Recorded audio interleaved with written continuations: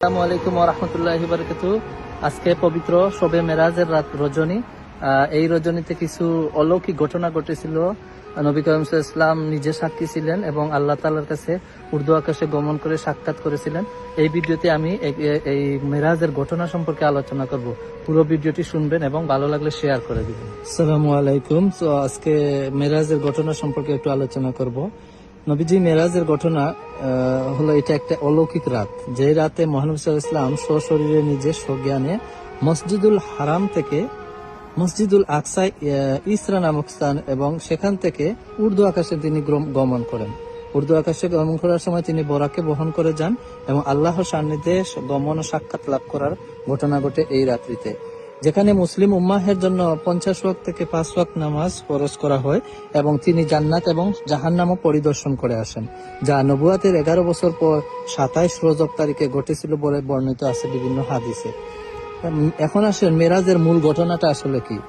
কিছু কিছু অলৌকিক ঘটনা ঘটেছে, যেগুলা নাম্বার 1 ইসরা অর্থাৎ মসজিদুল আকসাতে প্রথমে হযরত জিবরাইল আলাইহিস সালামের সাথে নবী করিম সাল্লাল্লাহু আলাইহি ওয়াসাল্লাম মসজিদুল হারাম মক্কা থেকে বোরাকে গমন করে মসজিদুল আকসা জেরুজালেম পর্যন্ত গমন করেন।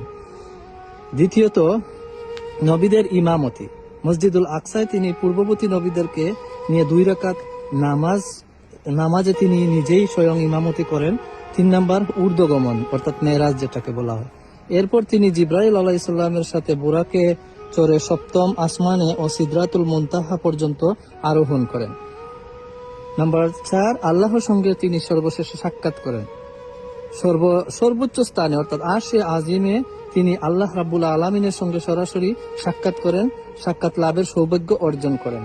নাম্বার 5 উপহার সমাপ্তি। তিনি কি উপহার পেলেন এই রাতে অর্থাৎ মেরাজের রাতে? উম্মতের জন্য প্রধান উপহার হিসেবে 50 ওয়াক্ত নামাজ, যা পড়ে উনার অনুরোধে 5 ওয়াক্ত নির্ধারিত করা হয়, যা ফরজ করা হয় আমাদের জন্য, এবং কুরআনের শেষ 2 আয়াত সূরা বাকারা লাভ করেন। সুবহানাল্লাহ। এবং সর্বশেষ জান্নাত এবং জাহান্নাম। আল্লাহ তাআলার সাথে স্বয়ং নিজে সাক্ষাৎ করে তারপরে সর্বশেষে জান্নাত এবং জাহান্নাম পরিদর্শন করেন এবং বর্ণনা করেন জান্নাত এবং জাহান্নামে কি আছে, আর তারপরে তিনি পৃথিবীতে আসেন। এই মিরাজের থেকে আমরা কিছু শিক্ষা লাভ করতে পারি। গুরুত্ব এবং শিক্ষাটা কি? এটি ছিল নবী করিম সাল্লাল্লাহু আলাইহি ওয়াসাল্লামের নবুয়াতের সত্যতা প্রমাণ ও তাকে সান্ত্বনা দিতে আল্লাহর পক্ষ থেকে একটা বড় নিদর্শন। মুসলিম উম্মতের জন্য দৈনিক 5 ওয়াক্ত নামাজের বিধান প্রতিষ্ঠা লাভ করে, যা ঈমানের দ্বিতীয় স্তম্ভ। এটি ছিল আল্লাহর অপশক্তি মহিমার বহিঃপ্রকাশ।